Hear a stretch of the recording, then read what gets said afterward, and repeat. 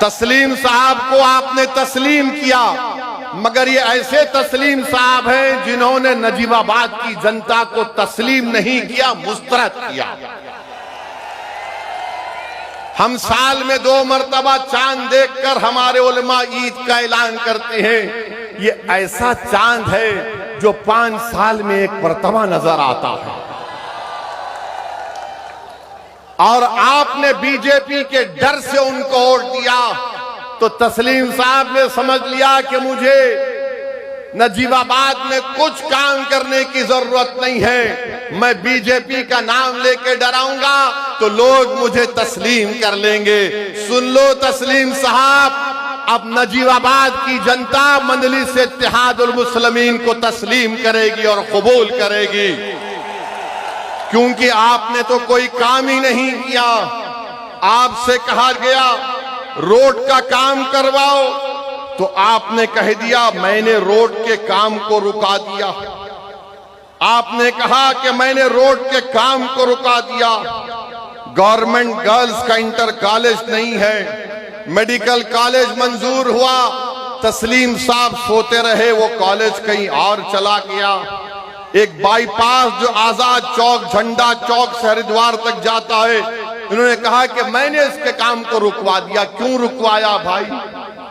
आपके पेट में दर्द हो रहा था तस्लीम साहब, जो आपने इस काम को रुका दिया। कोई विधायक ऐसा भी होता है कि काम को रुका देगा, मगर तस्लीम साहब को लगता है कि भाजपा का डर दिखाओ और इन लोगों को वोट हासिल कर लो। अब आप जानते हैं कि नजीबाबाद में विकास शहर में कोई नहीं हुआ। ये पूरी समाजवादी की लीडरशिप ढीली लीडरशिप है, एकदम बिल्कुल ढीली लीडरशिप है। मैं आपसे अपील कर रहा हूं कि नजीबाबाद और बिजनौर जिले के विकास के लिए आने वाले विधानसभा में आप मजलिस इत्तेहादुल मुस्लिमीन को वोट दीजिए। और फिर बाबा ने आकर कहा था यहां पर कि इंटीग्रेटेड एथेनॉल प्रोडक्शन का 2017 में फैक्ट्री का संगे बुनियाद रखा, 56 करोड़ रुपए खर्चा किए और कहा कि 40,000 लीटर एथेनॉल हर दिन में बनेगा। मार्च 2024 से फैक्ट्री बंद है। बाबा को फिक्र ही नहीं है, मगर बाबा से पूछो तो बाबा बोलेंगे अगर कोई रोड पर आकर सड़कों पे आकर गुंडागर्दी करेगा तो बर्दाश्त नहीं किया जाएगा। ऐसे करने वालों के साथ पीढ़ियों तक इसका परिणाम भुगतना पड़ेगा। ये बाबा का बयान है। माने उन्होंने कहा था 10 मुहर्रम के जुलूस के बारे में, जो शहादत हुई नवासे रसूल इमाम हुसैन की, तो हम बाबा को बताते हैं कि जो 10 मुहर्रम का जुलूस है बाबा, वो नवासे रसूल की शहादत और अहले बैत की शहादत के सिलसिले में जुलूस निकलता है। और हम उनको याद दिलाना चाहते हैं कि वक्त के यजीद ने भी, उस वक्त के यजीद ने भी और इस वक्त के यजीद भी यही समझता था कि कमजोरों को खत्म करने से कामयाबी मिल जाएगी।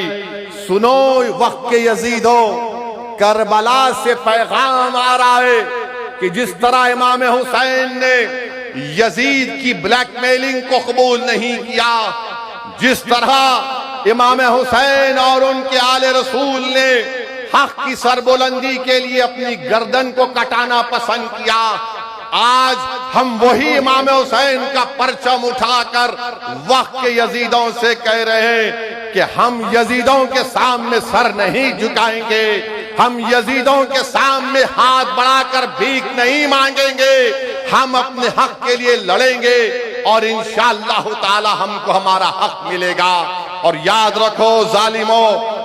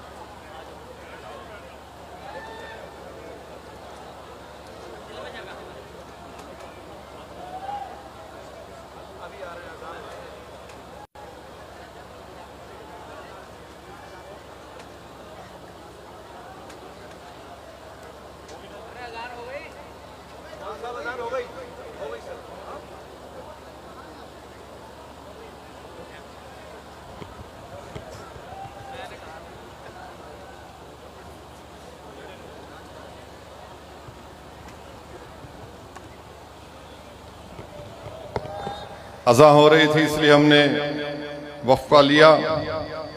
मेरे अजीज दोस्तों और बुजुर्गों, किसी शायर ने अच्छा कहा, जुल्म फिर जुल्म है, जुल्म बढ़ता है तो दब जाता है, खून फिर खून है, टपकेगा तो जम जाएगा। तो मेरे अजीज दोस्तों और बुजुर्गों, आप जानते हैं कि यहाँ पर नजीबाबाद में एक शुगर मिल का भी क्या हाल होकर रह गया। बाबा कहते हैं कि पीढ़ियां याद रखी जाएंगी, पिछले साल किसकी इबादतगाह के सामने तमाशा किया गया था वो आप जानते हैं। मगर आज हम देख रहे हैं कि आज हमको एक तरफ से डराया जाता है। अखिलेश कहते हैं कि अगर वोट मुझे नहीं दोगे तो कभी चुनाव नहीं होगा। अखिलेश यादव ये क्यों भूल जाते कि जब वो मुख्यमंत्री थे तो आजादी के बाद 50,000 मुसलमानों को उनके घर से बेघर कर दिया गया था। वो मुजफ्फरनगर का कांड जब हुआ था, अखिलेश यादव मुख्यमंत्री थे। उन्हीं के उस गलतियों की बिना पर आज हम देखते हैं कि बीजेपी इख्तिदार पर आकर बैठ गई और बोलते हैं कि चुनाव नहीं होगा। यही बात ममता बनर्जी ने कही थी बंगाल में, मगर आपने देख लिया क्या हुआ। मेरे अजीज दोस्तों और बुजुर्गों, मेरी आपसे अपील है कि जो एक तरफ डरा रहे हैं और दूसरी तरफ हमसे कहा जा रहा है कि तुमको ऐसी सदा देंगे कि तुम्हारी पीढ़ियां याद रखेंगे, हम इनसे पूछना चाहते हैं पहले अखिलेश यादव से। और अखिलेश यादव की पार्टी में एक साहब ने हमको मोहन भगवत से मिला दिया, मोहन भगवत से हमको मिला दिया। खैर, उसका भी जवाब देता हूं। याद रखो, तुम जो कुछ बोलोगे मैं हर एक का जवाब दूंगा। कोई माइका लाल पैदा नहीं हुआ जो मेरी जबान को रोक सके। संविधान और जमहूरियत के दायरे में रहकर बोल रहा हूं। एक मध्य प्रदेश के मुख्यमंत्री हैं बीजेपी के, उनका नाम है मोहन यादव साहब। इंडियन एक्सप्रेस अखबार ने एक खबर छापी कि मोहन यादव साहब के परिवार ने जमीनात के कारोबार करके जहां पर मध्य प्रदेश की बीजेपी सरकार ने विकास का काम करवाया, वहां पर मोहन यादव साहब और उनके परिवार ने उन जगह पर जमीन खरीदकर फायदा उठाया।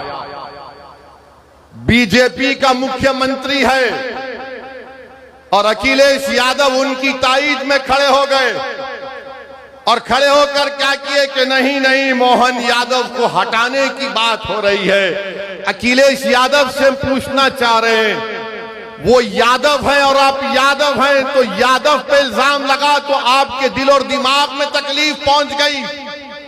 संभल में मेरी मस्जिद को शहीद कर दिया गया, नोटिसें दी जा रही हैं, अखिलेश को तकलीफ नहीं होती है। ये समाजवादी पार्टी का पीडीए है कि यादव बीजेपी का होगा तो अखिलेश कूद कर उसकी मदद को जाएंगे। जो यादव नहीं होगा, अखिलेश के पेट में दर्द नहीं होगा। और आप मुझे कहते हैं कि मोहन भगवत से मिलाते हैं। अरे नादानो, तुम्हारे नेता को तुम जाकर पूछो कि बीजेपी के मुख्यमंत्री से तुम्हारे नेता को इतनी मोहब्बत क्यों है, बताओ मुझे। किस लिए मोहब्बत है बताओ। मोहब्बत की बुनियाद जात है। और मैं तुम्हारे लिए पुकार रहा हूं, लड़ रहा हूं। ना मैं जात देख रहा हूं ना कुछ देख रहा हूं। मैं कह रहा हूं मजलूम है तो इंसाफ मिलना चाहिए। ये अखिलेश की सियासत है कि यादव बीजेपी का होगा तो मैं उसके लिए आवाज उठाऊंगा। ये पीडीए का असली चेहरा है आपके सामने। तो मेरे अजीज दोस्तों और बुजुर्गों, जो लोग हमको मोहन भगवत से मिलाते हैं, अब जाकर तुम तुम्हारे नेता से पूछो। बिहार में भी अखिलेश यादव अपने 5 मुस्लिम, कितने 2 या 4 मुस्लिम विधायक को बिहार भिजाए और हर जगह पर जाकर ओवैसी के बारे में बोलो, ओवैसी के बारे में बोलो। ऐसा लग रहा था कि हमारे सास ससुरे भी इतना नाम नहीं लेते, हमारा ही वजीफा पढ़ रहे थे। सीमांचल की जनता ने कहा कुछ नहीं, वोट कटेगा नहीं, मंजलिस को वोट जाएगा, पतंग छाप को वोट जाएगा। मैं उनसे कहना चाहूंगा, किसी शायर ने अच्छा कहा था कि जाहिद तंग नजर ने मुझे काफिर जाना और काफिर ये समझता है कि मुसलमान हूं मैं। ऐ चश्मे उदू मुझको हिकारत सा ना देख, जिस पे कुदरत को नाज है वो इंसान हूं मैं। जिस पर कुदरत को नाज है इंसान हूं मैं। तुमको नाज होगा अखिलेश पर, तुम अपनी नाज करते रहो। अखिलेश को तड़प है तो मध्य प्रदेश के बीजेपी के मुख्यमंत्री, जहां पर अब यूनिफॉर्म सिविल कोड लाया जा रहा है, जहां पर शरीयत में मदाखलत की जा रही है उस मुख्यमंत्री की क़यादत में, उसके लिए अखिलेश यादव मोहब्बत कर रहे हैं, उसकी बचाव के लिए आ रहे हैं। बताओ उत्तर प्रदेश के मुसलमानों जो कहते हैं कि नहीं नहीं समाजवादी, अरे समाजवाद नहीं है, ये सिर्फ यादववाद की सियासत है, जिससे आपको निकलकर मजलिस इत्तेहाद और मुस्लिमीन के हक में अपने वोट का इस्तेमाल करना पड़ेगा। लोग मुझसे पूछते हैं क्या वैसी तुम क्या सिर्फ मुसलमानों की बात करोगे? नहीं, मुसलमान की बात इसलिए करता हूं, दलित की बात इसलिए करता हूं कि सबसे ज्यादा जुल्म उन पर होता है। बताओ, बिहार में एक नौजवान 28 साल का बच्चा भारत भूषण तिवारी, उसका एनकाउंटर करके गोली मार दी गई। वो सरेंडर किया अपने आप को पुलिस के सामने। अखबार हिंदू की रिपोर्ट है कि पुलिस वालों ने घेरा लेकर उसको 2 गोली मारी। वो भारत भूषण तिवारी मुस्कुरा रहा था, फिर पुलिस की गाड़ी में डालकर और 3 गोलियां मारी। वो भारत भूषण तिवारी मर गया। उसके लिए मैंने आवाज उठाई, ये नहीं देखा कि मुसलमान है। मैं एनकाउंटर के खिलाफ था और रहूंगा इंशाअल्लाह ताला। मेरा मानना यह है कि एनकाउंटर गलत है। जब कोर्ट, अदालत, संविधान BNSS है, तो फिर अगर एनकाउंटर से इंसाफ हो सकता है तो फिर कोर्ट को, BNS को उठाकर फेंक दो, कोर्ट को बंद कर दो। रूल ऑफ लॉ संविधान की बात करता है। वो भारत भूषण तिवारी एक ब्राह्मण बच्चा था, एक ब्राह्मण बच्चा था, तो क्या मैंने देखा कि मुसलमान हिंदू देखा? नहीं। नाइंसाफी जहां पर होगी हम आवाज उठाएंगे।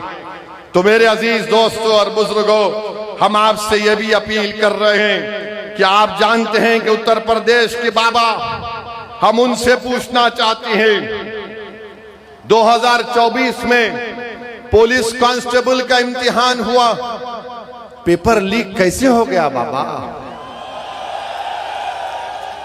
पेपर लीक हो गया।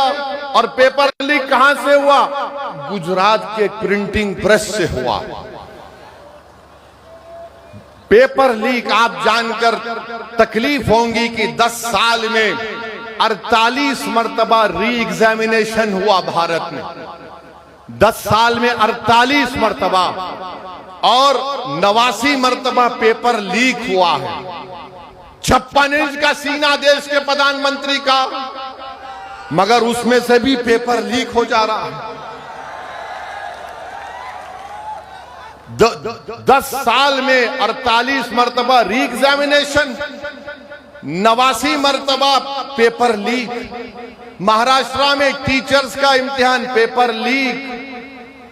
माने बताओ ये लीक कैसे हो रहा है? अब हद तो ये हो गई। आप देखिए कि फिर दोबारा इम्तिहान हुआ, 28 लाख बच्चे इम्तिहान लिखे। कितने पोस्ट के लिए? कुछ 26,000 या 30,000 पोस्ट के लिए। मैं उन बच्चों से पूछना चाहता हूं, तुम नफरत करना चाहते ना, करो हमसे नफरत, मगर ये तो बताओ कि 11 साल में तुमको क्या मिला सिवाय नफरत के? 26,000 पोस्ट के लिए 28,50,000 बच्चे इम्तिहान लिखते हैं। बताओ आपको क्या मिला? आज हम आ रहे थे तो जहां पर हम होटल में ठहरे, मीडिया के लोगों ने हमसे पूछा कुछ बोल दीजिए। हमने कहा क्या सवाल है तुम्हारा? तो कहा वो चंदा चोरी पे कुछ बोल दीजिए,